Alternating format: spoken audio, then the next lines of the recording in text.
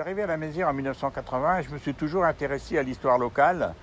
Et en fait, en travaillant sur la guerre 14-18, j'ai rencontré un certain Francis Auffray, dont le père avait été soldat pendant la guerre 14-18. Mais comme il était territorial, il était âgé, donc il était à, comment dirais-je, à l'arrière du front et pas sur le front. Et il était originaire donc de la Mézières, comme je disais. Et puis, son épouse lui écrivait régulièrement, tous les jours, tous les 2, tous les 3 jours, pour raconter la vie à la ferme.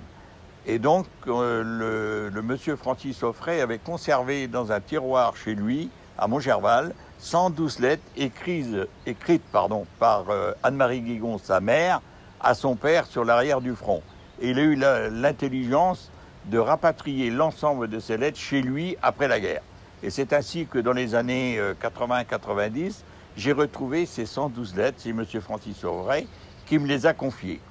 Et à la lecture de ces lettres, je me suis rendu compte de tout l'intérêt que pouvait receler ce texte, des textes écrits dans une langue qui était le gallo, la langue parlée, en fait, qui était leur propre langue à eux deux, en fait, parce que ce n'est pas... Ils se comprenaient, c'est un peu un dialecte entre le mari et la femme, en quelque sorte.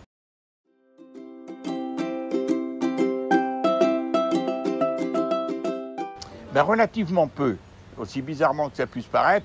Son mari écrivait à son épouse, mais son épouse n'a pas conservé ces lettres. On en a, je crois, 112 de madame et peut-être une dizaine de monsieur, c'est tout.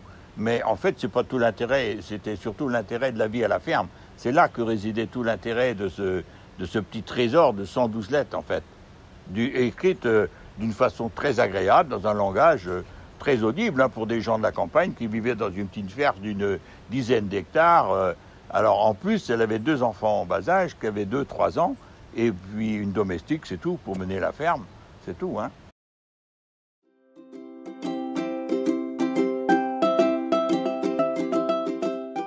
Nous avions une chance dans l'association Vachon, dans l'association d'histoire, qui est une émanation de la communauté du Valdier-Lobinier. Nous avions Sylvie Roinson, qui est une descendante de M. Francis Auffray. Donc c'est une personne qui aime beaucoup la généalogie, donc elle s'est penchée sur la généalogie de sa famille, et de fil en aiguille, en fait c'est elle qui a fait la généalogie. Nous, on a publié les textes in extenso, avec un éclairage sur telle ou telle chose, parce qu'il y avait par exemple des prisonniers allemands qui travaillaient à la Mézières pendant la guerre 14-18, donc elle n'avait pas le droit de les avoir, on lui donnait surtout pas le droit de les avoir chez elle, ils allaient surtout dans les grandes fermes. On fait des éclairages également sur la manière de cultiver à cette époque, etc. Voilà, donc on a fait des éclairages, des spots, de manière à ce que le lecteur puisse approfondir ou avoir un éclairage spécifique sur tel ou tel sujet.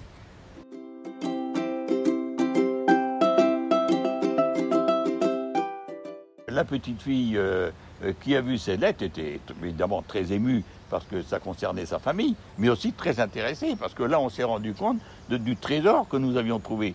Quelque chose qui est quand même relativement peu fréquent.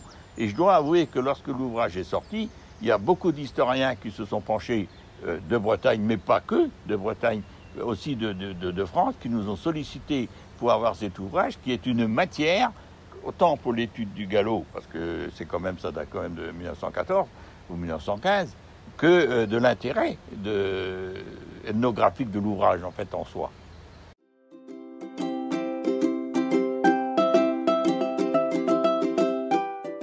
Je ne vais pas vous lire un passage, tout simplement parce que dans les sons, ça se lit comme un roman. En fait, vous lisez la première lettre, vous vous dites, bon, elle dit par exemple que demain nous allons, par exemple, guéreter, c'est-à-dire travailler la terre, et puis nous allons faire appel au voisin qui va venir nous aider avec son cheval, etc. Nous avons le nom des chevaux, des vaches, etc. Et on a envie de savoir, de connaître la suite. Et en fait, la suite, c'est dans la lettre suivante. Et dans la lettre suivante, vous avez les réponses aux questions que vous aviez dans la première. Et ainsi de suite. C'est-à-dire que 112 lettres, vous allez les lire comme autant de petits chapitres de la vie d'une ferme dans la période 14-18.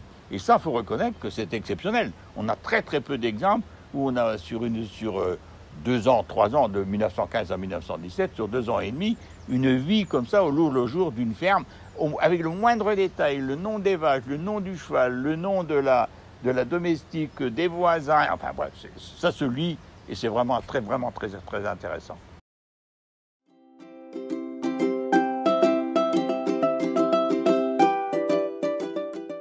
c'est un langage qu'il y avait entre le mari et la femme. Ce n'est pas vraiment le gallo universel, hein, c'est le gallo de la famille Auffray.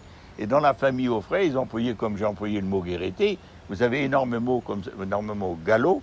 Et donc dans l'association, Paul et Mireille Fontaine, qui étaient membres de l'association, se sont penchés auprès des anciens de Saint-Médard-sur-Île, de la Mézières, de Vignoc, de Montreuil-le-Gras, pour leur demander l'explication à tous ces mots spécifiques.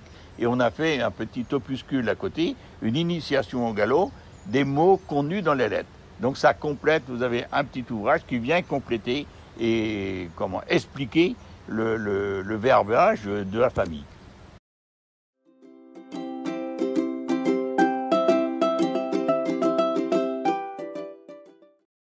À la Maison du Canal, bien sûr, c'est une évidence.